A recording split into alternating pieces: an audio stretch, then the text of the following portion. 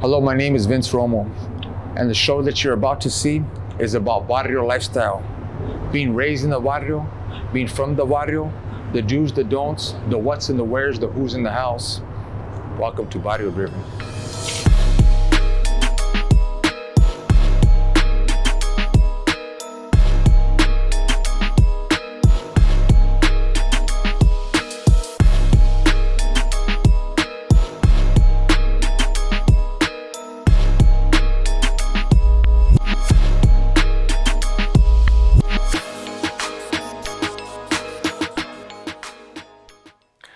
Today, I am here with Robert Lopez, also known as Limpy, from one of the oldest barrios in Los Angeles, Barrio White Friends. Robert, thank you for sitting here with us today. Before we get started, if you want to give the audience a quick, brief introduction of yourself, go right ahead. Yeah, good morning, good afternoon, wherever you're at. My name is Robert Lopez, and I'm 63 years old. I was brought up in Boyle Heights. A veterano from White Fence, and 45 years of my life in and out of prison, and we're here to tell you a story of why I was the way I was and who I am now. That's right. Thank you for sitting here with us. Robert, tell us about your childhood, carnal. Tell us about how was it growing up with your jefita. How was that? Did you have a rough upbringing? Were you a happy kid, or tell us a little bit. Growing up, I was brought up in the streets of Boyle Heights, off of First, Soto, Wabash, and then we ended up moving into Pico Gardens. The projects, lived there as a child, and that's when I pretty much kind of first got my taste of gang life, growing up in the neighborhood. I don't know my dad. Oh, you don't know your dad? Yeah, there's 5 of us, and I don't know my dad. I'm the eldest. So it was your mom that raised you? Right. What kind of, I don't know, is she still around? Yeah, she's still around. Thank God she's 80. Wow, yeah, thank God. That's good. How would you describe your mom at that time? Growing up, her and I were water and oil. Really? I think maybe we were a lot alike, I guess, and we didn't get along really. I was rebellious. I was always against what she wanted me to do, and I think maybe that's why at a young age I'd run away. Yeah, I would take off. Mom had to do what she had to do. We didn't have dad around. She had to either work bars or odd jobs or do whatever she had to. Welfare. We were at that time the government cheese. The food stamps, the paper food stamps. And that kind of life. So it was kind of rough. Growing up. Growing up. No father structure. Which is so vital for today's. And it's definitely we see how society, at least for me, in my opinion, it has gotten worse and worse. Now, what age did you become a member of Barrio White Fence? I have to say I was around, I would say 12 years old, 13 years old when I got in. Wow. I remember getting jumped in around the corner from, I think it's Evergreen and Brooklyn Avenue. There's an alley right there. Yeah. And then the guy just said, it's that time. And I go, what do you mean? And they go, it's time for you to get in the neighborhood. And I remember taking my 13 seconds, and I was 13 when I first got in. 13 when you first got in. I was 10 years old when I first got arrested. Really? I stole a pair of pants, man, and I got caught, and I ended up in the juvenile hall system at 10 years old. Wow, for a pair of pantalones. For a pair of pants, yeah. Wow, what a trip. Describe your first time being incarcerated in juvenile home. How'd you feel? What did you, at that time, being incarcerated in juvenile home, your eyes didn't open up and say, hey, maybe this is not what I want. Maybe this is not the life that, I want for myself. None of that, like a light didn't go on, or how did it make you feel? No, I ran with it. To me, it was just the society that I lived in. Yeah. It was the way people were. You knew of people around you that were in juvenile hall or in prisons or in camps, and I think that's the lifestyle, because I remember as a kid, I was always mesmerized by the lowrider scene. They had back then, the Whittier riots, the Ruben Salazar thing, So I was with, they had the brown berets, Viva la Raza, Chicano Power, the patches, and all that stuff. And so I remember as a little kid, I remember buying the 45s. I had a collection, of oldies, And so it basically being incarcerated, if I'm wrong, correct me. You kind of felt like, man, this is all right, Is that? Yeah, true? It was like you had a glove on, but you were missing the left glove. Yeah. And when I went into jail, it was like I found the other glove. It's like it fitted. That's heavy. You know what I mean? And I feel like like it was just part of who I was, and juvenile hall, I remember going to Central Juvenile Hall. I've been to Central, I've been to Los Padrinos, I've been to San Fernando. I even went to Arizona and got arrested over there, and went to Maricopa Juvenile Hall over there. Wow. My uncle had to go pick me up, Wow. So I was, everywhere I went, it was trouble for me. Trouble for you. I remember at a young age when they told me no, can't, ain't, not supposed to, doesn't exist, not supposed to happen. Yeah. I wanted to know why not. I was curious. Wow. Don't go over there, don't do that, don't do this. And I was like, why not? And who says I can't? So you basically, if the way what I'm reading you as, or like, hearing from you, you really like that lifestyle. Yeah. You were like, okay, well, if they're saying, hey, we don't go over here. Nah, Charlie, I want to know why I want to go over here. I'm going to go here. I'm going to go there. You were kind of like breaking the rules almost. I was a lowrider from heart. Wow. Yeah. It's like from a kid, I think maybe it's because of the environment I grew up in, and I was more open to what was going on around that. And like I said, the curiosity, Let me ask you this. Getting in the barrio at, such a young age, one of the questions that we pride ourselves is, as you've seen some of the episodes, we hit you guys hard. We ask the questions that nobody asks. And that's what sets us apart from other podcasts, other shows. How old were you, Carnal, when you first carried a firearm? Oh man, I think I was, I would say about 14, 15 when I was introduced to the weapon. I knew that they were there, but when I first put it in my hand, And so let me ask you, 14 years old, you're 14, you have a strap now, you're carrying a gun. Did you, and even but I'm hearing your story, and you're the first person that's actually said, hey, well, you were curious, but hey, why you want to go, you were breaking the rules. You wanted to do what you wanted to do. At 14 years old, you didn't say, man, I'm going to have to take somebody's life at some point, or have my life taken, because you are a white fence gang member. You made that choice to join that, that organization. I don't think at first, having the gun in my hand, I thought about killing somebody. Yeah. I think to me, it was just the power of the firearm. Yeah. That you were holding, made you feel invincible. You had authority. Yeah. You know what I mean? That you had the upper hand. You know what I mean? But see, I didn't see the consequences of maybe they had a bigger gun. Maybe this person has killed and I haven't, but they don't know that. Let me ask you now, you told us earlier, and we're still staying on, your childhood as we grow and we'll continue asking questions. How did, because at some point you've done 45 years in the prison system, you've had to take somebody's life during that point, or maybe many people. How did that resound with you? At some point you had to, being 45 years incarcerated is a long time. And for doing 45 years, you're not going to get that much time carrying a strap. You're not going to get that much time, Grand Theft Auto. You're not going to get that much time for armed robbery.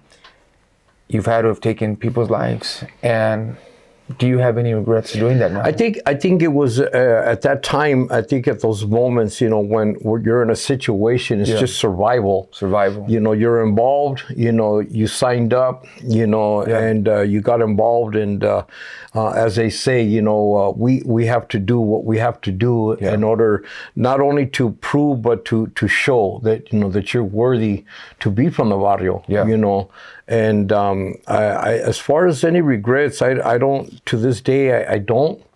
I think that when I was sitting in a prison cell or a jail cell, I had time to think about what I did, why I did it, and what did you get locked up for, Oh, I've gone from theft to burglaries to drugs to, I had 2 murders and I beat those, and then I had 2 attempted murders, and then I got found guilty on those. Yeah. But I've had, just violence, sales, just street life, And as you were convicted of 2 attempted murders, and as you said that you did fight, murder cases, how could I say this question?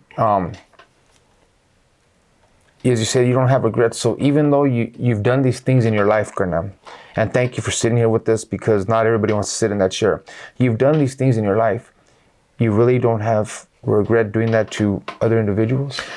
Believe it or not, I don't feel like I did. Yeah. I think that, that's just who I was, and I was, making a point, I think now as a man of God, I think, I can say that, I'm sorry that those things happened. Yeah. Because I can't regret the things that life brought to me. Yeah, I feel so that wasn't the deck of cards, and I was dealt that hand, and I had to play it out. And you ran with it. I didn't fold, and I put my chips in, and I did what you had to do. I took a gamble. Describe the prison system to the audience. The prison system is, believe it or not, it could be a place of good for you, but then again, if you're not ready for change, then it's a place that will be bad for you, because you're just going to get more involved. You're going to get caught up in the politics, and you're just going to get deeper into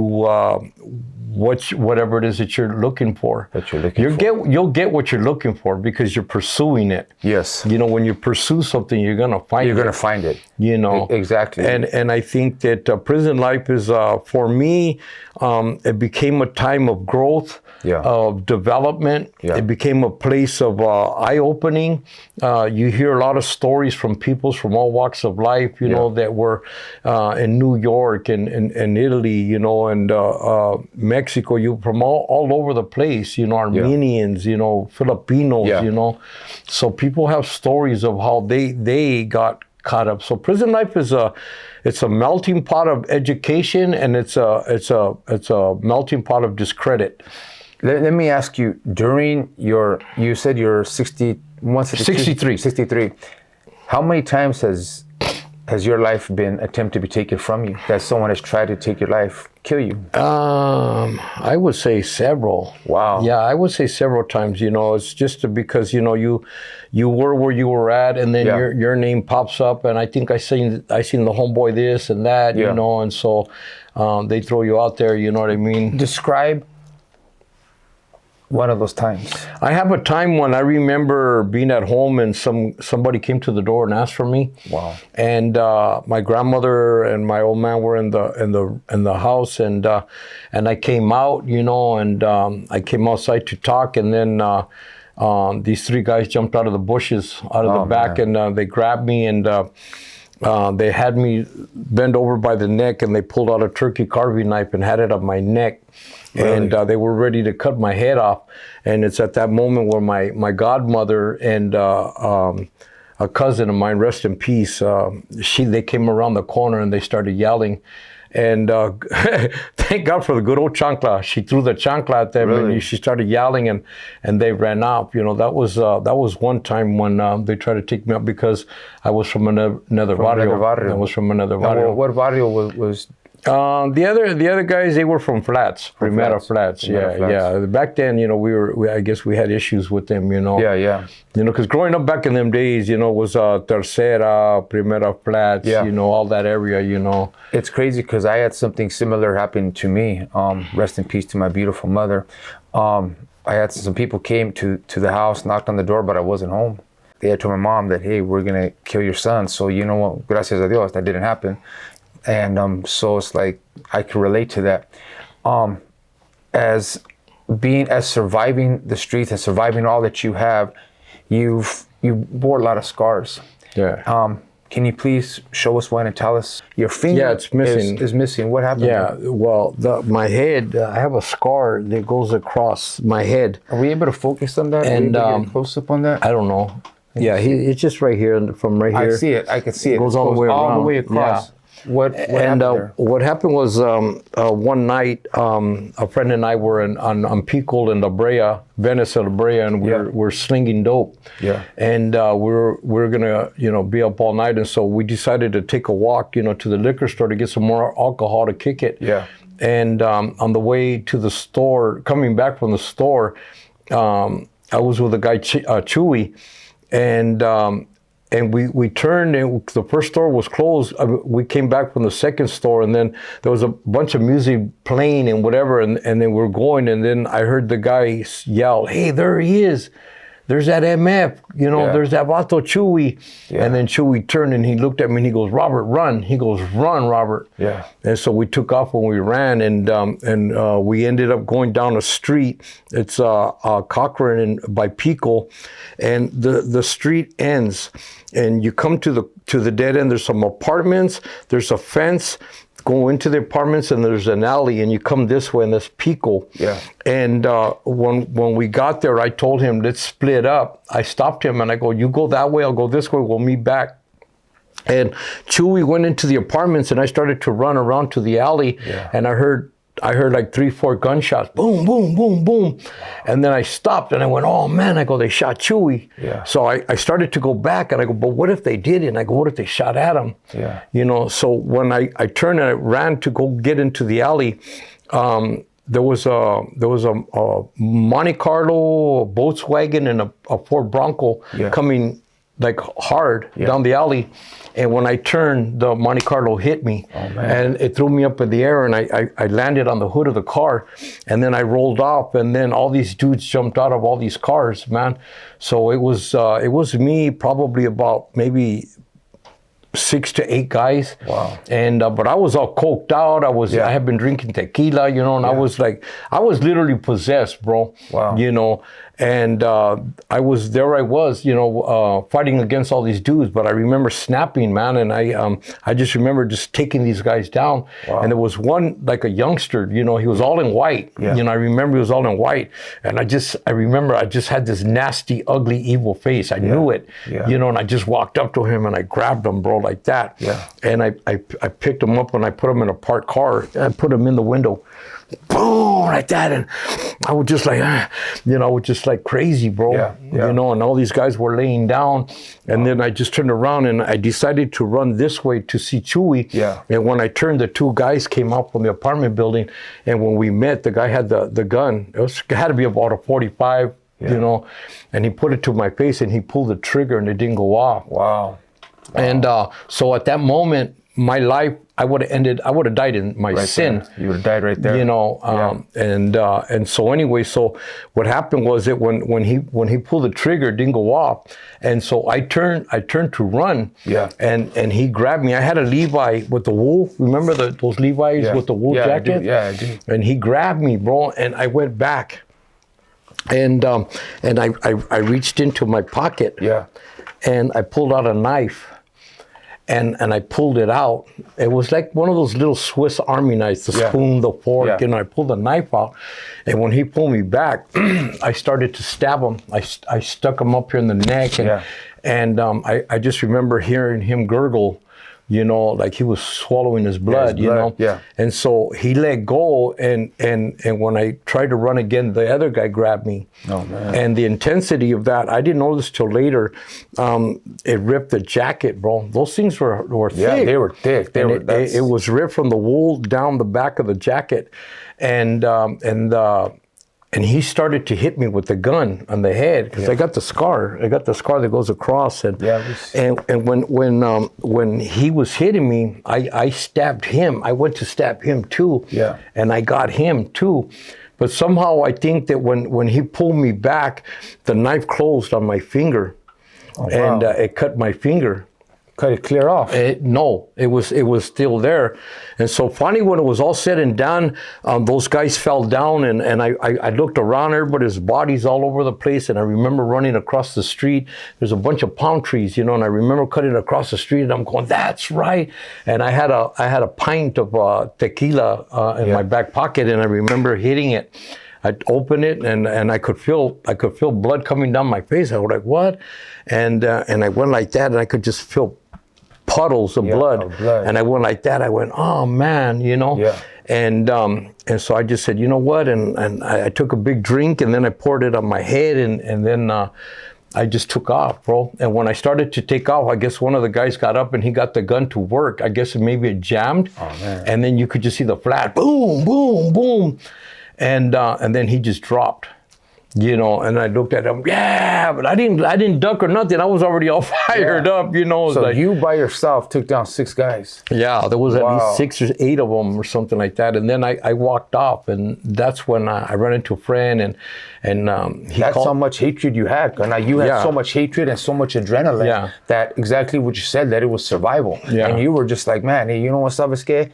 You didn't care. And did Chewy survive that incident? Well, I didn't run into Chewy. I didn't see him because I ended up taking off. Yeah. You know, so I ended up at my friend's house. He called the paramedics, and I was real cool, calm when I came to his house. His name was Robert Lopez too. Oh, wow. He's a carpenter. Yeah. And I went to his door and I knocked on, because I couldn't go home. Yeah. My grandma sees me like that, and she's gonna freak out, you know. Exactly. And Robert comes. He goes, "Hey, Bob, how's it going?" I go, "Hey, Robert, how's it going?" I go, "Hey, can you do me a favor?" I go, "Can you call me an ambulance?" And he goes, "Why? What's up?" And the porch light was up, and I go, "I just had a little incident, you know." Yeah. And he goes, "Yeah, hold on." And he turned the light on, man, and he looked at me and he went, "Oh, man," he freaked out because I guess I was all full of blood. Yeah. Yeah. And then he was yelling for Susie. Where's the keys? He had an iron gate, you know. And finally the paramedics came and took me to the hospital. And that's when I was going like this. And when I went like that, I looked, and then I noticed that the finger was hanging over. And I was like, oh, man, what? You know, the joy. That was the main one, you know. Yeah, no. Exactly. The joys of being from the Barrio. Huh? Yeah, a lot of good times. Well, that's a scar. It's a memory, that's a you scar. know. I noticed you also have a scar right here. What is that from? I have 2 holes, two marks where I got into another incident, and these guys. Can we see that? These guys knew me. I don't know if you can see it. Let me see. I see him. You see those 2 marks? There's two marks right here. Yeah. Yeah, that's where I got the guy. I had an issue with somebody a long time ago, and I guess they were looking for me, and they saw me, and they shot at me. And when they shot, I put my arm up, and it went through my arm. It went through your arm. Yeah, it was it. You know. So you've had some good times, you know, Robert? Yeah, you know. I noticed you have a lot of ink on you. Would you be willing to show some of that ink to the camera that we could see? Yeah, I don't see why not. This is my front side. This is where I got stabbed. I got stabbed here. Right there. You can see that all. Yeah. Are we able? My shoulder's gone too from gang banging. Really? You know, this is just. I don't regret my tattoos. Yeah, we see that's a clear cut right there, man. That's my back. You know. Wow. The dirty cut right there, That's right the main there. one. That's the main. What's that from? That's from the exploratory surgery when they took me to the hospital. Oh man.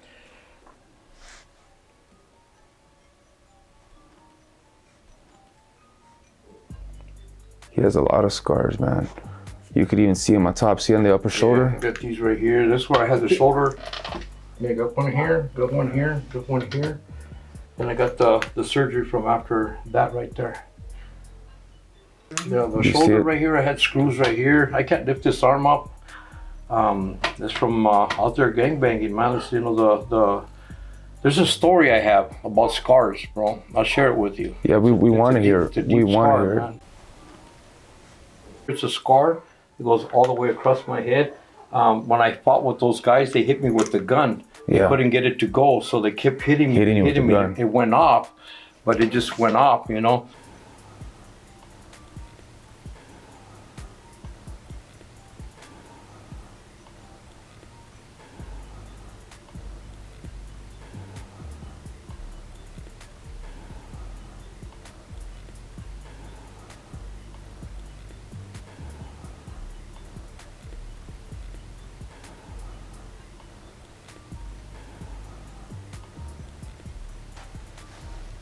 Gracias, carnal, for showing off some of your ink.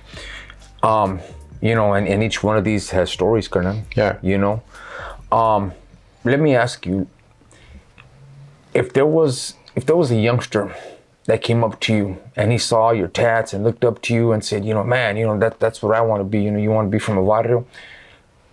Would you strongly discourage him, or would you just be like, wow, the choice is yours? Or how would you describe barrio lifestyle to someone else that would even consider getting from I a think that neighborhood? growing up in the neighborhoods, I guess they were in a position like I was. Yeah. From what we saw when we were kids, we wanted to be that or be like that because of the lifestyle, the lowriders, the bling bling, they had the nice shoes, and you're coming from welfare, so you want that, So I think that they have that same hunger that we did on somebody else, and probably that somebody else had the same thing. Yeah. It was probably just generational. And I think that my words to them would probably try to discourage them from it. Yeah. But if that's the life that they chose, then I'm going to try to help them how to do it without, going through the barbed wires, through the tumbleweed, that if that's the life you choose, then I can show you how not to, and what not to do, and what to look for, and what to expect. Wow. Because when it's all said and done, what I would tell them is at the end of the day, you're going to be sitting in a cell and you're going to be saying to yourself, you know what, man, why did I do it? And why did I do this at a young age, Yeah. But nowadays, a lot of these kids, youngsters, they don't have any regrets now. They don't, they have no scruples. They have no respect. Yeah, exactly. We came from a different generation. I remember, when I was a youngster. We were taught honor. Yeah, we were taught that. When I was a youngster, there was this one, I don't even remember his name, so it was years ago. And, I'm from Pico Viejo. Mm-hmm. And we were always going at it with a barrio Pico Nuevo. And this one older guy, he was a veterano, he worked at a car wash. And I remember saying, hey man, this vato's easy pickings. He's at the car wash every day, what I'm saying? Yeah. And he was an older cat. He was like, I would say maybe late 40s, early 50s. And my homeboys were like, nah, you leave that vato alone, homes. You know what I'm saying? You leave that vato alone. Because, hey, he's no longer, Yeah. And he did his time. Yeah. And nowadays, there's no more of that. Yeah. I've seen that, you know what I'm saying? There's no more of that. We have youngsters shooting at older homeboys. Even at your age, do you still keep trucha? Do you still worry that of retaliation because you did a lot? Now, if we're not going to sugarcoat it, you've hurt a lot of people. You've done a lot of things in your life, you've burned people, you've took in people's lives, carnal. Everything that you could think of under the sun that would get you incarcerated for life or to have people want to take your life, you've done it. You've done it, carnal. So, do you still, at this age, carnal, do you still worry about retaliation? No. I think because, like I said, I'm a Christian now. I'm a man of God. I'm a preacher. I'm a teacher. I'm a counselor. So, I don't fear death. Yeah. Don't get me wrong. I welcome of it. It comes. You know what I mean? It's like I'm not going to hide from it. Yeah. If something from my past catches up with me, then that's the way God planned it. Yeah. That's the way it's to go. So I don't. When I drive, when I go places, I see the cops. Yeah. I don't trip anymore. Yeah. I don't have to watch my back. I don't. For a while, I used to kind of look around. I always know my surroundings anyway. Of course, I always look. I always teach that. Yeah. But I think that growing up in that, I did wonder when somebody was going to come out of the bushes again, or somebody was going to catch me at a car wash or at a store, and it happened. It happened. I got the scars and the time I remember, but it's just the way it is. It's a lifestyle that I chose because I liked it, I wanted it. But it comes with thorns, It really does. There's a story I was telling you about scars, because I got so many scars. And there's a man that he got invited to go to go on a tour. Yeah. And they grow roses. I was in Wasco State Prison, and over there they grow roses over there. And so he went on this tour, and there was these 5 buses that pulled up to where the roses are, and everybody got out and they made groups, and everybody was in groups, and then the tour guides got, and they started to take off, and everybody's walking around, and they're looking at the fields and fields of roses, and they're looking. The one guy that got invited, he caught one, and the group is going and going and going, and he just couldn't take his eyes off of it. It was the most beautifulest thing he had ever seen in his life. And the tour guide saw it, and he came back and he goes, "You like that rose, huh?" And he goes, "Man, I've never seen anything so beautiful." And he pulls out his little pocket knife and he goes, "I'm gonna give you this knife. If you can go in there and you can cut it at the right height," and he goes, "and at the right angle," and he goes, "and bring it back," he goes, "I'll let you keep it." So he got the knife and he took off and he boned out and he ran into the bushes and the roses, and he went and he went and he went, and slowly but surely all you could see is the top of his head, and he's way in there, man. He gets there, boom. And he cuts the rose and he starts coming back, right? And he comes out and he's smiling. He goes, look. He goes, I got it. He was just happy that he had that rose in his hand. And everybody in the group were like stunned, like they couldn't believe what they were seeing, because when he was going and coming, he was getting scratched and scarred up by all the thorns of the roses, and his shirt was all bloody. He was all bloody, but he didn't realize that.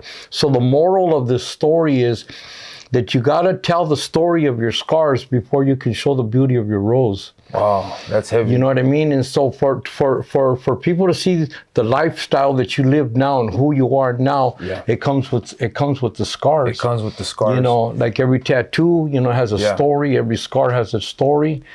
And what we're going to be doing now is we're going to actually be taking a ride to your barrio, and you're going to show us. We want to know where you've lost your homeboys. We want to go to those sites. We want to go to pass by the house where you were raised. We want to know everything, carnal. When we're out there, when God willing we come back, because we always take a risk. We always tell people, you know what? That's what sets us apart from any other show. We go out into these barrios. Believe me, we've gone out there and we've already ran into situations. And so watching Barrio Driven, we do what nobody else does. And I want to thank you for being willing to do that. And hopefully, we'll come back safe and sound and finish up the interview. Let's get out of here, Limpy. Let's go. Okay? Let's go cruising. Let's go. So right now we just arrived, which is known as Pico Gardens, and this is where Limpy was raised. Right here, if we turn the camera around, this was his home. Now Limpy, coming back here to your place of, growing up, I'm sure the memories are starting to flood in, Yeah. I'm sure there's gonna be good, there's gonna be bad, as you were raised by a single mom, doing the best you can. What did your Fita do for a living? What was it? Well, my mom, she used to work a lot. We were on welfare. Government cheese. The food stamps. And all that. And so my mom basically worked wherever she had to, do whatever she had to do to help us. Growing up right here, this brings back a lot of memories. I chose to come here because as a kid, this is where my first encounter with violence, with gang banging, gang members, as I was growing up, I used to run around with all the kids around here. It's all changed now. The whole structure got knocked down. So like I said, I basically would have lived here. And I would run around. I would run around with all the guys around here, and we used to run to the back of the building of the projects, and then we used to break into the trains and the factories, and really, and now they have the new 6th Street Bridge, the new 6th Street Bridge. Well, back in the days, we used to go under the tunnel. The bridge is back there, and there was a tunnel that went under the 5 freeway, and it came out to the end of the bridge right there, and we used to sit up there and we used to get high and we used to drink, and young age, you know what I mean? And so when they said they were knocking the bridge down, it was like, oh no, what? I didn't want them to knock it. You didn't want them to do it because that was part of my life, your childhood. How old were you when you first started, taking any kind of substance? And what was your drug of choice? I believe that we drank. Yeah. We drank when we were kids. We smoked my mom's cigarettes. Yeah. But as far as drugs, I think the first thing was marijuana. Marijuana was the first introduction to anything. Yeah. And it wasn't until later that I got more involved. But growing up right here, it was just my first taste of seeing gang members, violence, That shootings. lifestyle. Yeah. Back in the 70s, they had a thing called Free Los Tres. I knew the guys that were involved in that. The guys from Cuatro Flats were partying right here. The cops came in. One of the guys, one of the homeboys from the neighborhood, got the cops' gun, shot him, and killed him. Oh, man. And then they were running around through the whole neighborhood, chasing these guys, and they got caught. And they ended up, it was a whole thing where they ended up getting incarcerated, and there was all these false accusations. So they started this thing called Free Los Tres to get them out. Yeah. Bear, Richillo, Smokey, Wow. I knew those guys, You knew them, yeah. as a kid, As a kid. And so that's why I say, right here was just a whole thing of where I got my first introduction, like I said, into gang life, and then we used to walk out. All those kids used to walk out right here, and we used to go over the bridge, and Second Street School. We used to go to Second Street School, And is that still open? Are we still able to get? I think that school's still there. No, I meant like for us to be able to go across. Is that?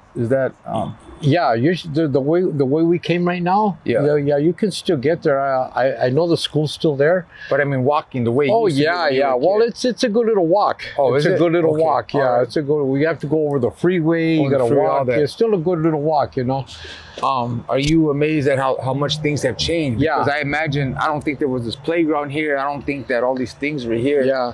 Well, it's new housing now. Yeah. It's more. It was the old school projects back then, and so that's why I said, it's a good thing to come right here, because it shows where I started off Where you in the started off. projects. Right in the hood, straight into the gang life. Yeah. And that's how it was for me, and so now it's like that's how my life as a gang member, as being involved with Barrio Driven, like you said, Yeah, you because were.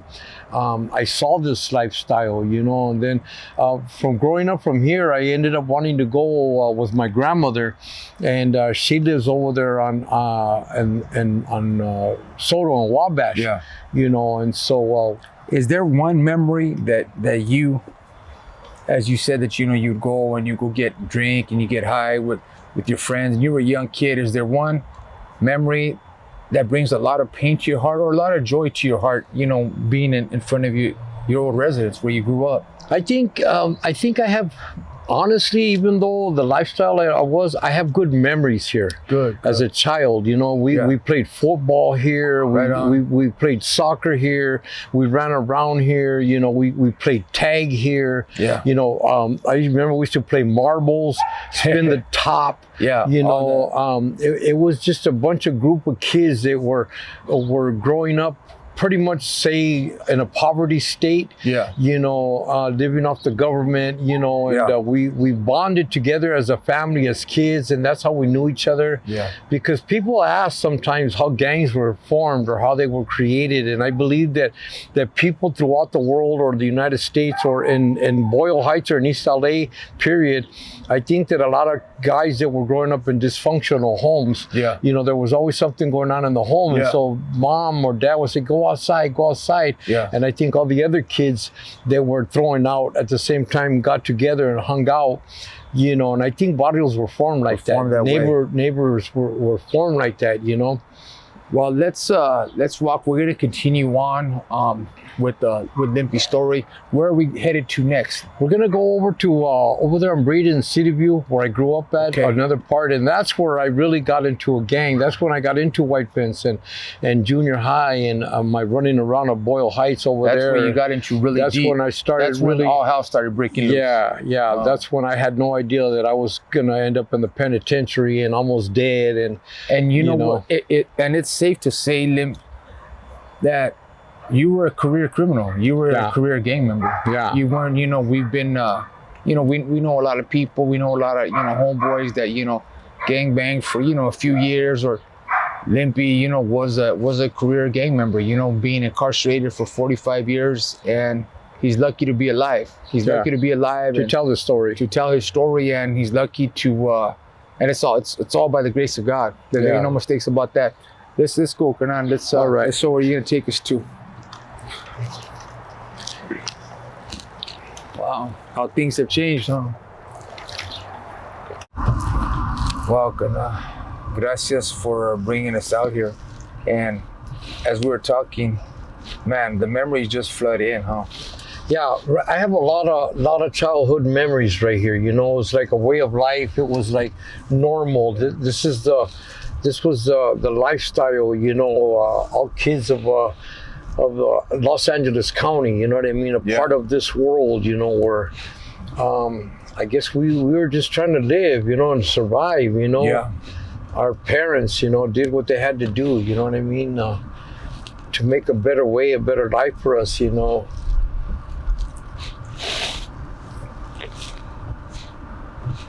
Yeah, we used to walk, all those kids used to walk out right here. We used to walk out through here, and we used to go down 4th Street, you know.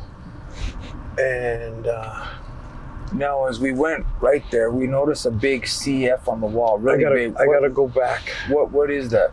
Cuatro Flats. That was a gang that was. Are they the ones? We've noticed that throughout this. There's a lot of. Yeah, see, like right here, you know, it's old school right here. You know. There's an old East LA Boyle Heights gang, you know what I mean? Exactly. It's old neighborhood too, Barrio you know? Barrio, yeah. Yeah. But yeah, it's all changed, you know, it's so different now, you know? And did your barrio get along with Cuatro back then? We had no problems with them, you know? Yeah.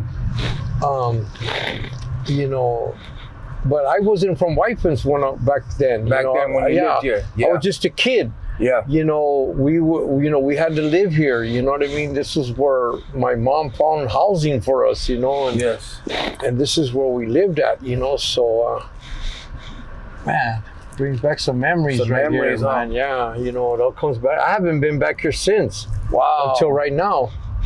That's heavy, Hernan. You know, that Barrio Driven brought you back home. Brought me back home, you know what I mean? Yeah, literally brought me back into the barrio, you know, because it all changed, you know. All right here, there was projects here too, and right here too, but they were all going this way, you know, and everybody used to hang out and kick it, you know, and those dips. There was a bunch of stores right here, you know, it's all changed. And that recreation center, we used to kick it right there too. I used to play football right here. Matter of fact, they were the Pico Rams. Right there. Yeah, well, I was a Ram even as a kid, you know. Yeah. And we used to live right there, and then Aliso Village on the other side. That's a whole different story over there. What story is that over there?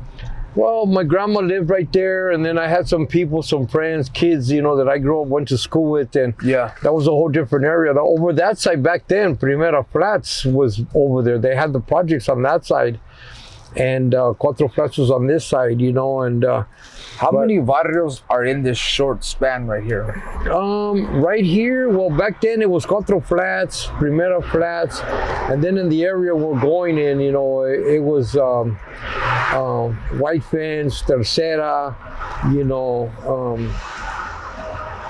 Yeah, there was a good handful of little neighborhoods, you know what I mean? Old school neighborhoods, you know. Very old barrios. Yeah. The 6th Street Bridge, we used to hang out under there, bro.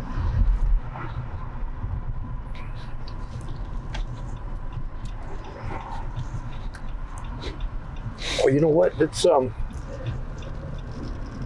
see if we can see the old school. So we used to walk right here, bro. We're all right here? Yeah, we used to walk right here. And then we used to come down this street right here. This is State Street. Well, all those kids used to turn and walk right here, man. And this is where I would find my first girlfriend, you know, my, first encounter with kids from all over. Yeah, it's still here, man. 2nd Street School, 2nd Street Elementary. Is this the school that you went to? This is the school I went to right here. Wow, right here. So this is the school you went to right here. Yeah, 2nd Street Elementary, man. Still, Wow. it's the trip, man. I remember that, man.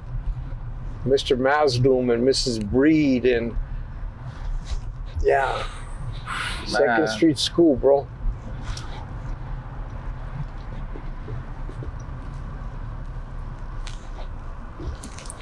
It's a dead end over there, but that's the entrance over there. Right over there? Yeah, that's the entrance. Is there a tunnel for us to go down there? No, not. There's no tunnel there. And so where you're taking us now is really where we could really say your life of crime began. Yeah, because over here, you know, I was Just the beginning. I was you were small, chavalito. I was a kid, you know, Yeah. and I got a taste of what, you know, a homeboy looked like. You know what I mean? The khakis and the Pendletons and the Converse, you know, and the hats, you know, and it was my first taste of it, you know. But that's all I knew, you know. It wasn't until when I moved over here that I interacted. I got involved. I had already became a young teenager, you know. White Memorial Hospital right here. You know, my kids were born here. All my kids were born in this hospital. White Memorial. How many kids do you have, Gernal? I have 7. 7. I have 7 kids, man. You know. And let me ask you, Gernal, with everything that you've been through in your life, would you want that kind of life for your children? No. Why not? Well, because I mean, of course, it's a choice. Yeah, you know, you made that it's choice. a choice. Yeah. You know, but I wouldn't encourage them to do it. But if they chose to do it, I would teach them how to do it right. There's no right way, you know, to do wrong. You know what I mean? But I would teach them the tricks. Can you elaborate on that? If you're saying that you would teach them the right way to live this life, Right. even though you said there is no right way, so like, what would you teach them? This is State Park. I used to Okay. hang out right here in State Park right here. I used to smoke PCP here. Wow. You know, this was another chapter of my life where I lived right here. But my kids, you know, I would just like, you know, I wouldn't encourage them to live the lifestyle. You know, I would give them my examples, you know, of what I went through, you know, and how I lived, you know, and how things were for me. You know, I used to run around here too as a kid, as a child, you know, right here. Right here, this is another upbringing of mine right here, you know. But yeah, I would encourage any kid to get into gangs or to get into drugs, you know, because we already know the outcome of that, especially when one's been addicted and one's been to that, you know. All this area right here too was another part of my life right here. And there's some really bad memories right here, man. Because I was out of control right here. Really? I was really addicted, really drug addicted. I lived in those apartments right here with one of my common-law wives. I have 3 kids from her, and we lived right here in those apartments downstairs, right there in that corner right there. And I used to sell rock cocaine, and I was very involved with alcohol and drugs, and I was just so caught up, man. What was your drug of choice back then? And what drugs did back you do? then? I mean, I did a lot of crack cocaine, a lot of weed, acid, you know, PCP. You know, it wasn't until later, you know, that I got involved in heroin. Wow. So you did. So let me see. You did cocaine, crack. You did PCP. Yeah. You did heroin And crack. Acid. You pretty much, I mean, Did it all. you did it all. Pills, whites, blacks, reds, you know, all of it, you know. Uppers, downers, everything. Everything, ciders, everything, you know. Híjole, man. You know. And So this is another. You were really addicted to. Yeah, I was involved in everything, man. This, like I said, there's a stop sign. They didn't have a stop sign back then. So this is Breed Street right here. On the other side is General Hospital. Yeah. And this is where it pretty much, you know, where I pretty much got involved after elementary school, I got into junior high, and this is when I got involved with. This is my childhood street. I broke an arm on this street. You know, I got loaded on this street. Right here, we're gonna go to the backside right now, but this is the front, 626 North Breed Street, right here. Some homeboys and homegirls live right here that I grew up with, and then there's some apartments in the back. I used to live in apartment number 2 in the back. You know, I still have friends that live here. You know, right here. You know. I'm sure your neighbors loved you, you know? Yeah, yeah, I was out of control. I had so many memories right here of fighting and getting loaded. I don't know how many times I made it from wherever the heck I was at, wherever I partied at, and I finally would make it home. And during that time of your life, Kernan, this is the alley we used to hang out at. You know, a bunch of us used to hang out right here. In this alley right here. Beto lived there. You know, we had some friends that we all lived right here. And then right here in these apartments right here in this parking lot is where I lived. Right here. You know, I lived in apartment 2. Yeah. And we used to all hang out right here. We used to party, kick it.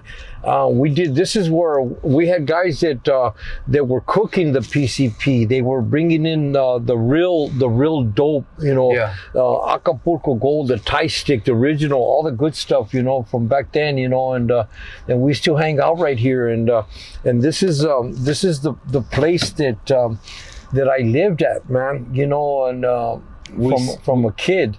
We even see that the number 2 parking spot is still open. Yeah, they're waiting for you, Kernan. Yeah, you know. So this is I lived in the middle, and it's just amazing, you know. And you know what's crazy, Kernan, is I'm gonna ask you a serious question right now. During that time of your life, and I want you to answer this truthfully. At that time of your life, you would have been able to take another man's life without thinking twice. Am I right? Yeah, I mean it was a no-brainer, you know, because like I said, you know, it was survival. You know, it was just and it wouldn't have bothered you at all, you know. Yeah, it was just normal. You know what I mean? It was just the way of life. You know, you know. It's like they say, you know, you either do them or they do you. You know, and we don't. That's heavy. That's what this. When you're raised in this type of environment, honestly, you lose who you are. You lose all sensitivity, and you know, you're able to kill another individual and have a burger in the other hand. Yeah. And that's the truth. Yeah. That's the truth. That's why we made this show, because, you know, we want to bring the reality. I think that what, like you said, you know, it's like nothing. Yeah. And then, but when you get arrested, when you get caught, that's when reality sets in. Yeah. You know, now you're realizing what you did, you know what I mean, and how things were, you know, and so this is Soto, you know, Soto right here, Wabash on the other side. Yeah. You know, that was a whole nother part of my life. You know, we used to walk right here to school. You know, I want you to take us to an area where we could get off and walk around a little bit, but where you feel, you know, where you want us to go. Yeah, well, it just basically we're driving through it, you know. Yeah.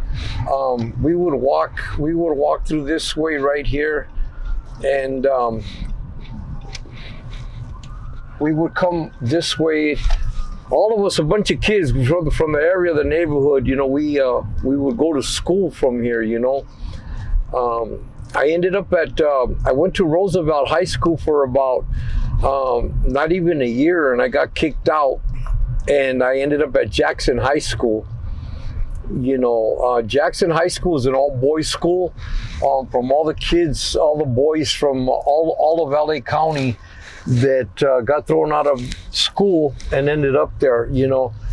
You would go to the restroom. You had to take a homeboy with you or two to use the restroom because you could get jumped just taking a leak, you know. Wow. And a lot of teachers didn't want to go teach. They would always there was always a lack of teachers because the students were always fighting with the teachers and incorrigible, and it was just like the worst of the worst back then. You know, this is Mott. We would walk down this street right here, you know, headed to school. The famous Jack in the Box in the corner, it's still there, man. There's the boys club, Varieties Boys Club right there to the right. We used to go to that club. You know, they had swimming, arts and crafts, you know, plastic, you know, wood. You know, so it was a sense of to get out of the house, you know. Yeah. But see, this is Cesar Chavez. To me, back then it was Brooklyn Avenue. You know, this is Mott, Brooklyn Avenue, and we did. You know, I remember I used to spray paint my name all over these areas. You know, believe it, you know, there was that guy. He wrote all over the walls. His name was Chaka. Yeah, Chaka. And if I would have had a spray can for everywhere I went, I would have been. Oh, what? No, there was a little posting. Oh yeah, I didn't want. I would have been more prolific than him. You know, because I was. That's how much you be. I was all over the place. You know, and if I had a spray can for everywhere I went, I would have been more. I know I would have been more famous than him, but it was his thing. You know. And going back to real quick about tagging, what did the homeboys think about taggers back in the day? We didn't really have taggers back then. You know, we did the writing on the walls. We were the taggers, you know, but there was no little, you know, whatever, however, the taggers, whatever. Yeah. We were the barrio, the neighborhood, you know. Yeah. And so right here, we're going to go straight up. We're going to go straight.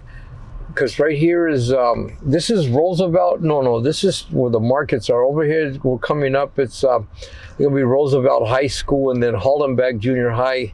Yeah.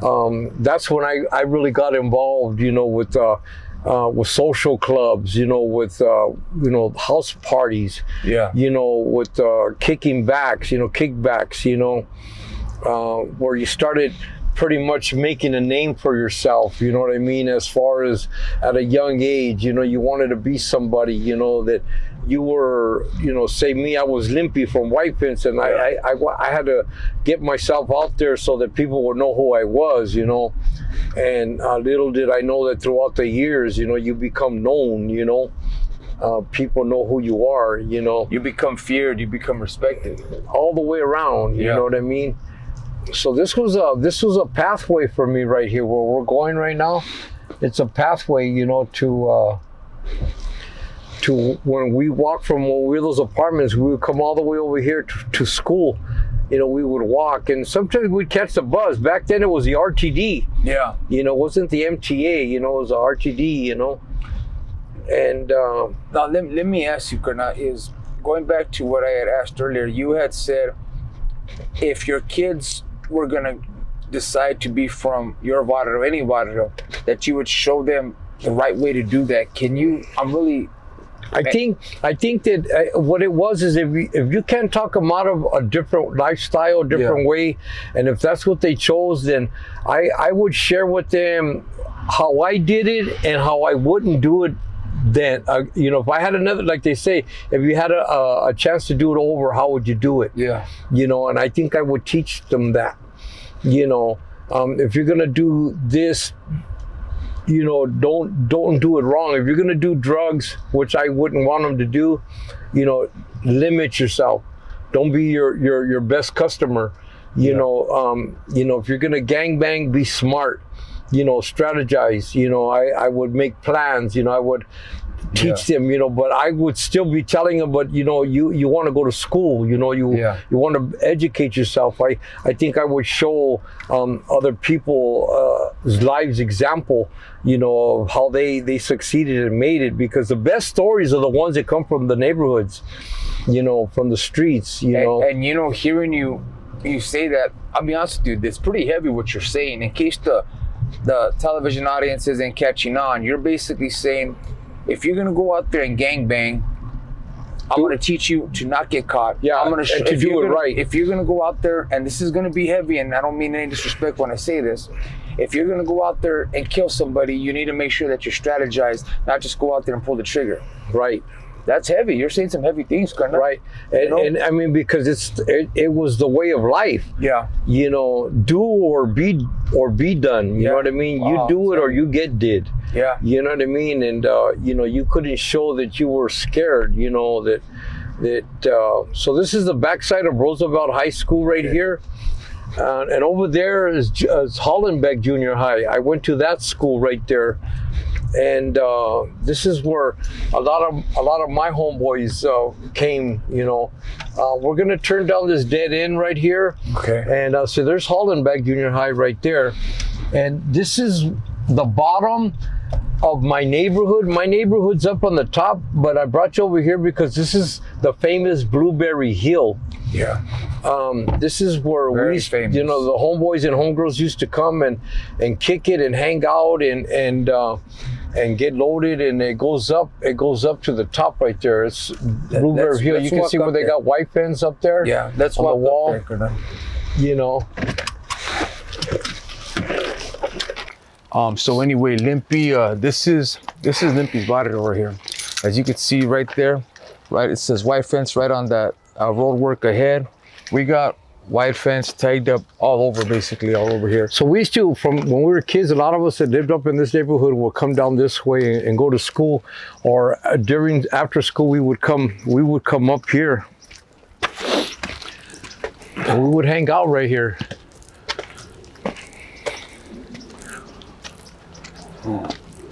I was younger back then. I had the strength.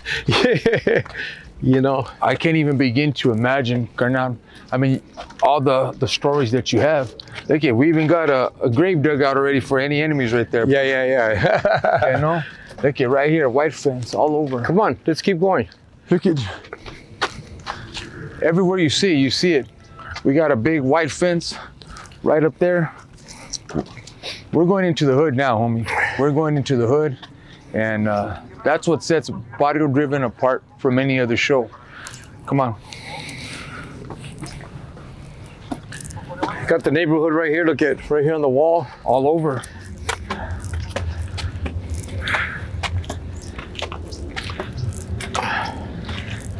Now, if there was an enemy coming up, They even knocked down the stop sign. They can't stop us. you know, they knocked down the stop sign, you know.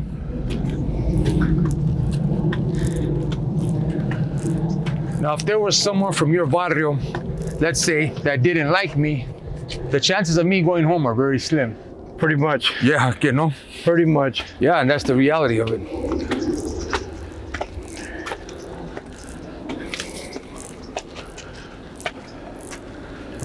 And then this is the top. Wow. We got, don't want to step on Then the you got the neighborhood right here. barrio white fence. And right then here. over that way, up that way, it's my neighborhood. This is just the back end, the Blueberry Hill. On the other side, we got the lane. You know Now, where? let me ask you this. We see right here, and I don't want to step on that, I mean any disrespect. We see that the V is crossed out. Yeah, I know what the V is crossed out for. yeah. Why is that V crossed out? Because that letter probably represents an enemy barrio. Yeah. So they probably crossed it out, you know, for that fact. Maybe Barrio Nuevo, maybe. Could be a possibility. No, you you know, don't think so? it could be anything else, you know. Yeah. But positive. But yeah, this is basically the neighborhood, the area. Yeah, the heart of the barrio. Yeah. So we can probably just go back down, because that's a long walk to other stuff over there. We have to drive around Yeah. and come out to this side. Well, let's walk to the corner real quick, Yeah. if you don't mind. Yeah, that's fine. I have a picture with me and two homeboys against this wall right here. They painted it. Yeah. I'll find it. And We got white fence on the stop sign too. Yeah, it's got white fence right here, silver on that wall. Yeah. But they painted this wall. Around the corner over here, was a house. My homeboy had the house on the corner over here, and everybody used to hang out right there in that from the neighborhood over here. Wow. Everybody knew, you know, because this is Camulos right here. Yeah. This is Camulos, you know, and so this is pretty much when I was already deep into you know, it. I was a young kid, you know, 13, 14 years old. I had khakis all the way up here, Pendleton. Yeah. You know, had the headband on, you know, and you had to represent the neighborhood. And, Yeah. You know, you like they say, you know, blood in, blood out. You die, you know, for the neighborhood, for the cause. You know, you don't leave a homeboy hanging. You don't, you don't run. Did you, know, do you have a story? And even we see in the ground, look at that, the cement, white fence all over. It's only God knows how long that's been there. Do you have a story of, did you guys ever catch an enemy slipping out here? Yeah, on the other side, the lane, they would come in. Tell us that story. Well, what it is that it's a lane, and you turn down that street, it goes down like that, and it comes up, and there's a big wall. Yeah. There's no way out. It's like a one-way in and no way out, you know, because that's where everybody used to hang out at, Yeah. you know. And then sometimes when the cops would chase us or whatever, there's a back way, you know, you go to that wall, turn around, it cuts across, you know.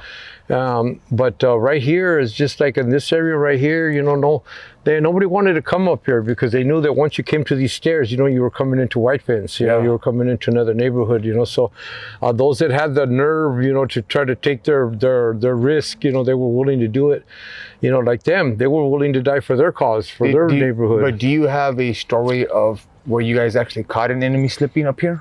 Not me. Yeah. You know, I never caught an enemy out here. You know what I mean? Because I was basically never really in one place. Always moving. Always moving. Right you know, it was, you know, stick and move. You know what I mean? Yeah. So I wasn't always, you know, it just wherever I was at, and that's how it went down. You know what I mean?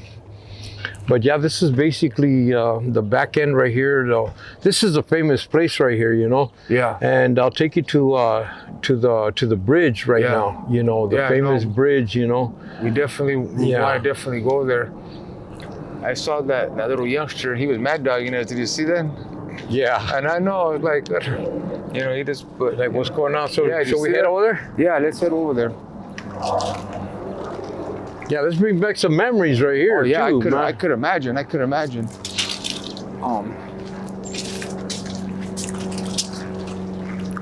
Just so many memories right here for me, you know what I mean? At 63 years old, you know what I mean? And, you know, I see my childhood, you know, I see my teenage years right here, you know? They just come flooding in, you know? Oh, yeah, you know, and it's like, sometimes you wonder, you know, why I did what I did, but it was just the way of life. It was normal, you know what I mean? It was just natural, you know what I mean? And it's just the way it was, you know what I mean? Yeah. You know what I'm saying? It's like, hey, these are our friends. You know, there's like you say, it wasn't a choice, it was a lifestyle. Yeah. You know, it was the way of life, bro. You know what I mean? And it was just how things were, you know? You know what I'm saying? You know what I mean? It's just a difference that you made in your life now. Yeah. You know, because at first we know it's all barrio life, you know, and like you said, you know, we're barrio driven, you know, but at the same time, it's like when we're older now and we see the prospects of these kids growing up now, because they have a whole different mindset. Yeah. They have a whole different outlook and of thinking of how gang should be. And I'm old school gang. You know what I mean? And I think that now, like you said, you know, the kids, you can't teach them. No. You got to show them. Yeah. You got to by example. Yeah. And I think that when they hear stories from veteranos, you know, when they sit down to see maybe a video like this, you know, they'll think about it. You know, it's like, wow, man, this vato went through some stuff just to be who he is. You know what I mean? And like I told you, you know, to be in a neighborhood, you want to make a name for yourself and make your tag in life. You know what I mean? But when they read and they see the story, then they realize that it came with a price. It really does. You know, like exactly as he's saying, he's been shot, he's been stabbed, he's had the living crap beat out of him. You know, all because being from the barrio. That's exactly because he was barrio driven. That's what that life gave him. Gave him 45 years incarcerated. You know, it's not an easy life. It's a rough one if someone chooses to go down this road. Yeah. Let's continue, Colonel. Let's go. Man, what a trip, man. I remember we had a riot with the blacks right here on this on this yard. Yeah. You know what's crazy is like I do a lot of filming out of state in other parts of the country, and they were surprised. They're like, you guys fight with the blacks, and we were like, well, you know, back then when I was, you know, a part of that, and yeah, out in LA, you know, the Mexicans, the Chicanos, speaking of the Huras, there they are right there. Yeah. The Mexicans, and I'll be surprised if we didn't get pulled over. You know, the Mexicans and the blacks always fighting, didn't get along. Right. You know?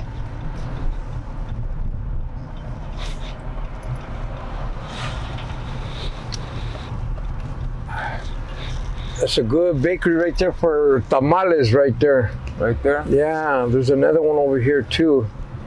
But this is the other side where we were standing on the stairs. Yeah. Yeah. Now we drove around now to where we could drive. That's the thing about LA, very infamous with all the hills. Yeah. Yeah, because over there's where the stairs were.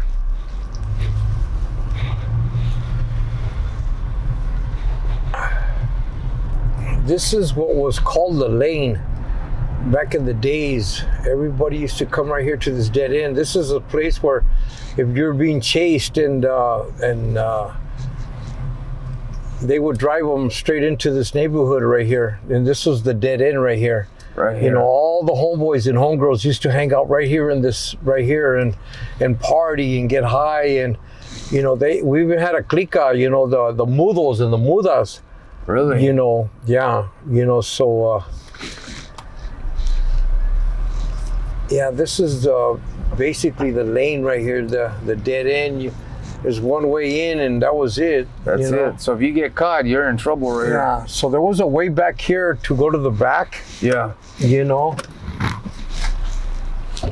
But this was a famous lane. You know, this is a one way in, and that was it. You know. So if you get caught right here. Yeah, I had homeboys live here, over here. But right here, we used to kick it right here. And you can still see the white fence on the stop sign on the bottom. Then where that gate is, they closed it off now. You could go around to the back, and there's a back end where you could go hang out, and there was like alleys, and you know, you go back there and find syringes and spray cans and, you know, just everything right there, you know.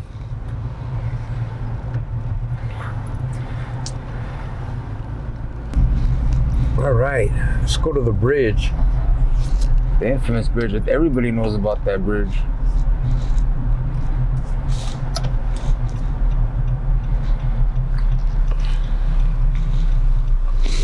And even though, you know, thank God you changed your life, Hernan, you still stay in contact with a lot of your homeboys and homeboys? Just a lot of the old school homeboys. You know, one of my homeboys, he did a lot of years, you know, 40-something years. Same as you. And he got out. No, he did it in a stretch. Oh, man. And he got out, you know, and he got married, and I went to his wedding, you know, and, you know, it's like you see a lot of the homeboys now, you know, it's like they're all older now. Yeah. And, you know, here's Lanfranco. This is another area. All this is white fence out here. This is the neighborhood right here, you know.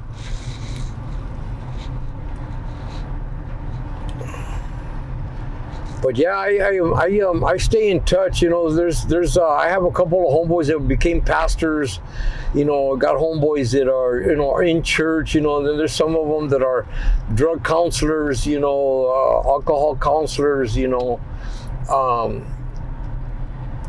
You know, just changed. Right. You know what I mean? And a lot of the brothers that survived, man, you know, that made it, you know.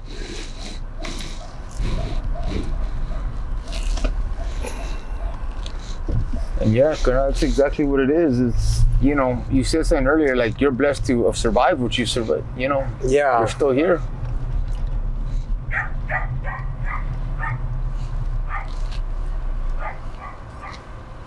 What memories are flooding in right now that you stopped?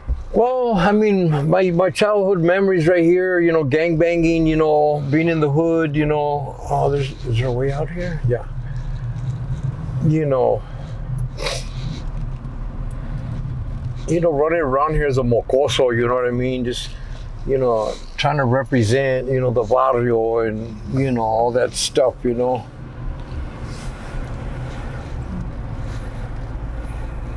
But a lot of my part of my childhood too was back in the apartments because I was a kid there, you know. I lived there,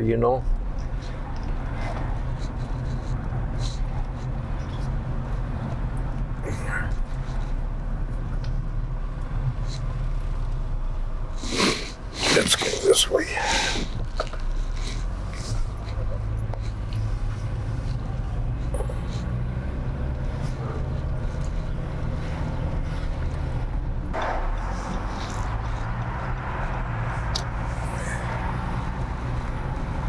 So now we're gonna go over, but down. This is the bridge right here. Yeah. This is the famous 4th Street Bridge.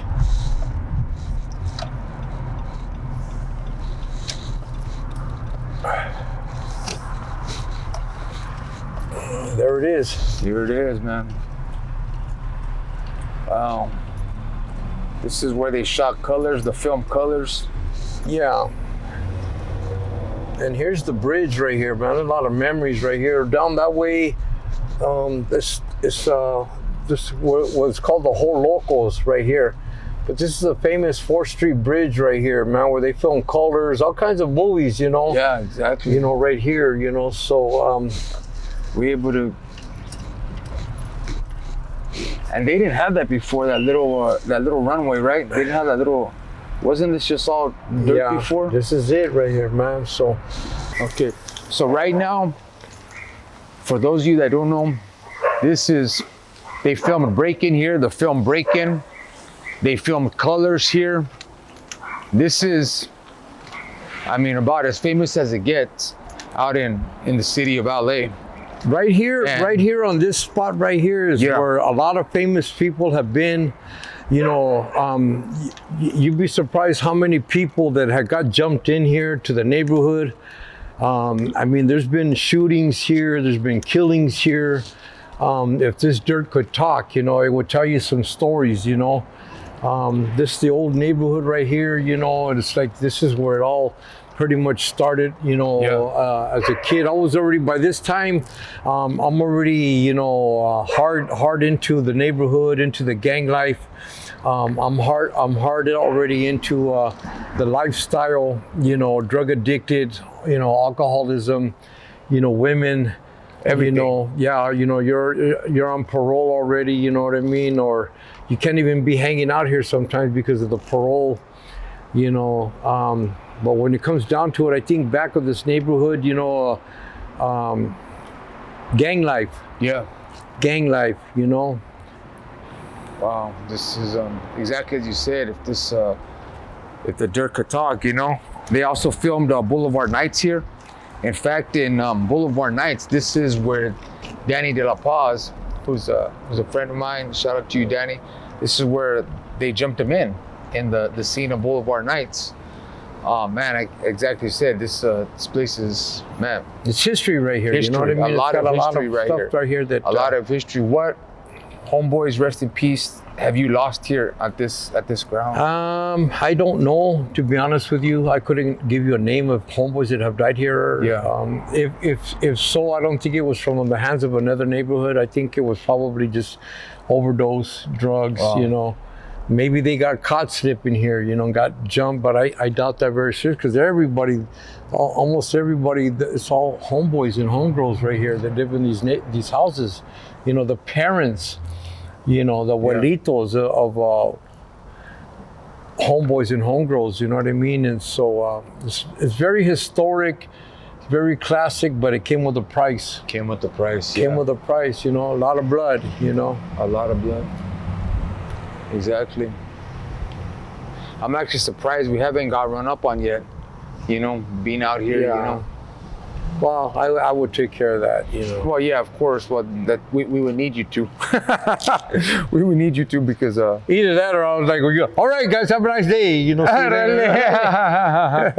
Wow, man. But yeah, it's been a privilege and an honor to tell this story.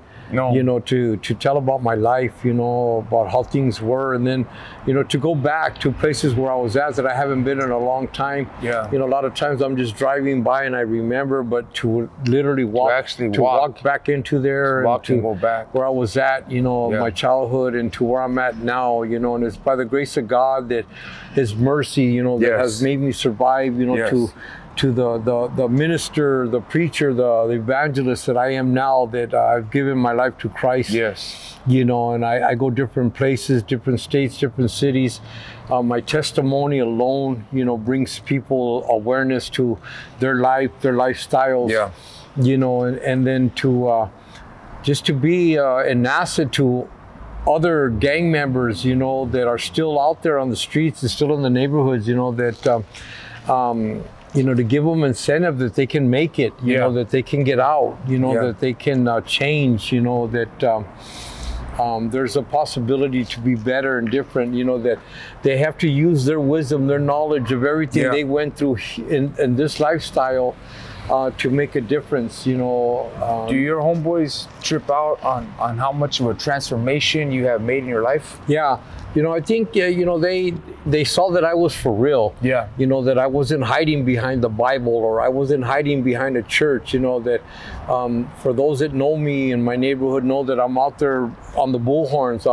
You know, they know that I'm out there preaching, and I'm counseling, I'm out there helping the homeless, or programs, you know, or whoever, you know, that I'm the real deal. I'm for real. You know, I mean, I did my time. You know what I mean? I got involved with the neighborhood, the barrio, and now, you know, I'm living proof, you know, that we can succeed. You know, not maybe by riches, by millions, but you know, you can have a good life, a new lifestyle. You know what's funny is I would always tell youngsters, you know. I think you know a little bit. I've been blessed to be able to go speak at different schools, and I've gone to, you know, a few correctional facilities, juvenile halls, and I always tell youngsters, you know, you could have anything you want in life. You can. If you want to be a drug addict, you have that choice. And that's the truth, carnal. If you want to, you know what I'm saying, be a homeboy, be torcido, you have that choice. You know what I'm saying? You want to end up, you know, 6 feet under, that's a choice. Or you could also have good things in life, carnal, which you're living proof of that. I'm living proof of that. You can have a home. You can have a bank account. You can have a car. You could have good things in life. Life is about choices. And that's exactly what Barrio Driven's about. You know, we're trying to present to you, hey, you can have this certain life, or you could have this life, you know? Let me ask you, as you said that, you know, if the dirt could talk, which was a heavy statement, as you said, homeboys have been lost. So did you guys ever catch an enemy here? I'm sure. Really? Yeah, I'm sure there's been those that try to come over here and make a name for themselves. You know, I'll come into your neighborhood and I'll show you, you know, and they get caught slipping. You know what I mean? You know, I'm sure it wasn't pretty. Yeah. You know,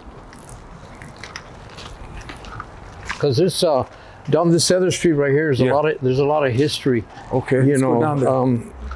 As far as the neighborhood, you know, it's another part of the neighborhood which they called it the whole locals, you know. Yeah. And it got a lot of nostalgia, you know. Also, you know, on news reports and movies, you know.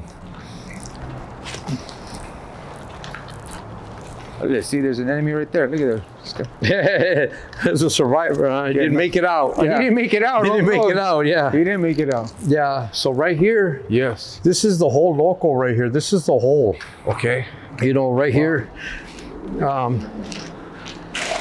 Right here.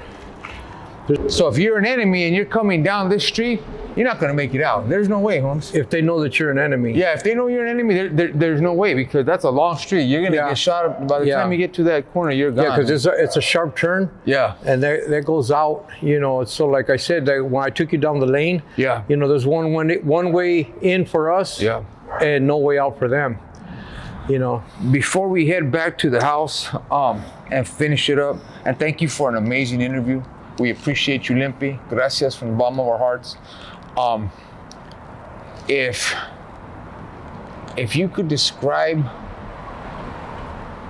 being a part of a barrio being really a part of a barrio, not someone that just hung around every now and then, not someone that's got a homie from there, or being really, really from a neighborhood. If you could describe barrio lifestyle in one sentence, Colonel, how would you describe that? Growing up with them as kids from school up into teenagers, up into camps, county jail, YAs, prison, getting out, and surviving the gang life, the shootings, the near death, or those that we have lost, and then to retire. If some do, some don't. You know, that's the barrio life. You know, that's the barrio life. You know, abuse, neglect, you know, dysfunctional families, you know, alcoholism, drugs, you know, the penitentiary, you know, the facilities, you know, mental, you know, youth facilities, young adult facilities. You know, a lot of us that were products of that. You know, because of the lifestyle that we chose, because of the upbringing. And some people may say that because we had no other choice.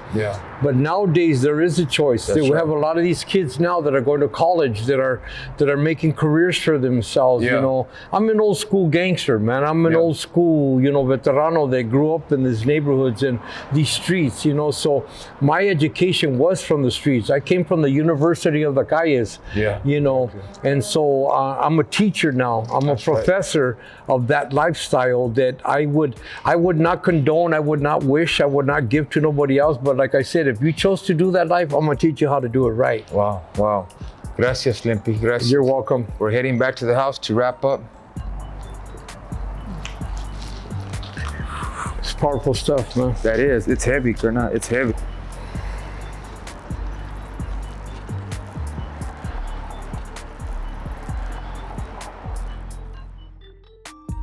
Well, gracias, Colonel. Gracias for taking us to your childhood, taking us through, you know, the apartments, you know, Wabash, Pico Gardens, taking us reliving your life, you know, which was a violent one and a tough one.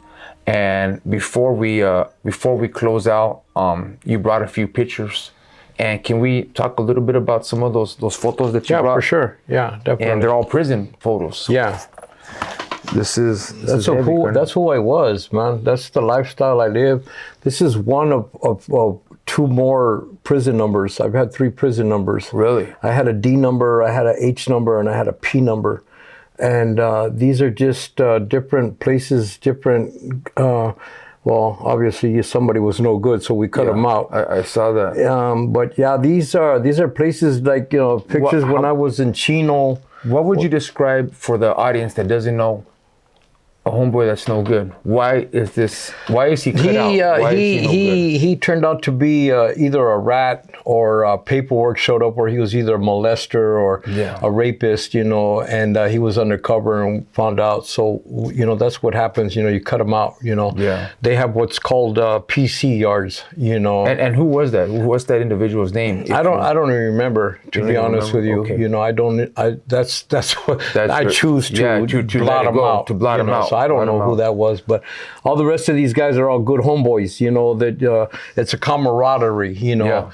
I think, you know, because they had the Sur, you know, and Southern United Race, you know, we become one. It doesn't matter what barrio you're from, you know, you're all Southerners and you're all together, you know, whether you're North, South, Black, you know, whatever, you know, that's your people. And even now, you know, you change your life, you know, and you're, you know, a man of God.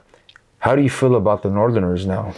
You know, I think a part of me still has that fight that we had with them.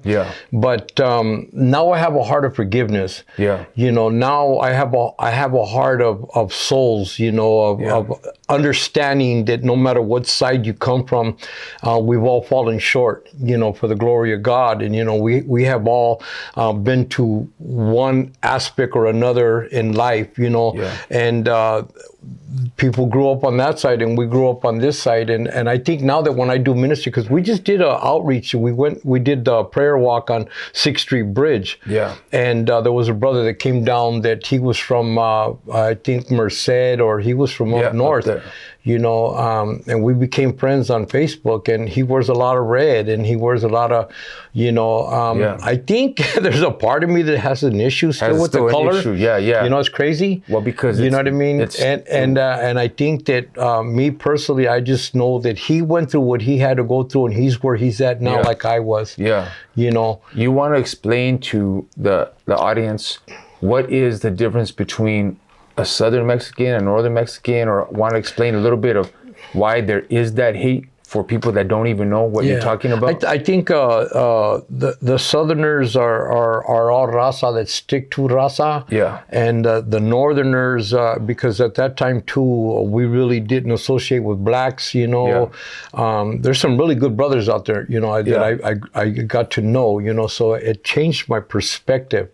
You know, I just didn't see a color line now. No, I saw a person. Yeah. But I think the Northerners and the Southerners for years back, you know, they clashed. Yeah. You know, you're either blue or red, you know, and I grew up on the blue side, you know, and that's the way I was brought up. Northerners, they hang out with the blacks. They get together with the black. And us as a thing that we don't smoke after them. We don't eat after them. We don't drink after them. Yeah. You know, we don't associate with them, you know, like that, you know, and so they have a whole different structure as far as what we do. Yeah. So there was just a lot of bad blood in the early days. Yeah. You know, the beginning of the whole situation, you know, politically. Yeah. You know, but you know, it's how it is. Now, and you know what, I've known you for many years, and gracias for sitting down with me. As you know, I did the movie Mundo, and I wasn't going to talk about this, but I'll throw it out there.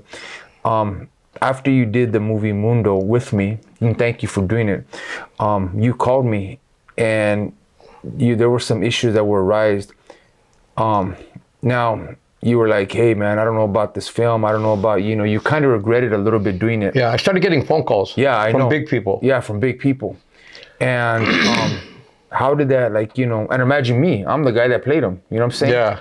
And but gracias a Dios, you know, I mean, I guess, you know, from what I understood, the big homies understood that, hey, I'm just an actor, I'm doing a film. Yes. You know what I'm saying? Yeah. And so thank God for that. But how did you know, like, the calls that you were getting, what were they telling you, Fernando? I think basically what it was is, do you know what this is about, what's going on? Yeah. And you know, and I kind of like, you know, yeah, I do. Yeah. You know, afterwards, you know, because I think at first, you know, when someone's told you're going to be in a movie, you know, it's like, what? Yeah, you get excited. I mean? So it's a whole different mindset. But then when you get involved to know the history and the story of that storyline, you know, you think about it. Yeah. And I did, you know, because I know a lot of people also. Yeah. And so then, you know, it was just something that I just didn't want to be a repercussion later on with my life, you know what I mean? And I'm trying to push forward, you know, I'm not trying to go backwards. But at the end of the day, you know, I was at peace with my heart and my soul, back to not fearing death. Amen. You know, in the Bible, like it says, you know, to be absent from the body is to be present with the Lord in the sight of God. But your heart has to be right. Exactly. So, you know, I just got to a place where it just didn't bother me no more. If there's any of these photos that you would want to talk about, which one would it be? Well, here's one with my grandmother. Wow. You know, that's my grandmother right there. She was there, rest in peace. She was there with me. Basically, you know, all these pictures, man, these were some good dudes, you know, and this is just a little bit of pictures. I don't know where the rest of them are, but this is when I was in Chino, you know, this brother passed away, but there were some good people. Yeah. I think that they were all part of my knowledge, my wisdom, you know, of the lifestyle that we all came from. That you came from. You know, and I don't know how many of them are still alive. Yeah. Those are old pictures. Yeah. You know, but I think that all in all, prison's not a place to be. Yeah. But some people need it. It's like the military. Yeah. You know, some people need the military to straighten them out, to change them, to get discipline. Yeah. you know, and I found my discipline in the state penitentiary. State penitentiary. You know, it's like you know, like they say, I graduated from Penn State. You know, so. Yeah, you truly did. You know what, Robert, gracias for sitting here with us today. And we appreciate you. And man, God bless you. Thank you, familia. It's an honor, you know. This is Barrio Driven.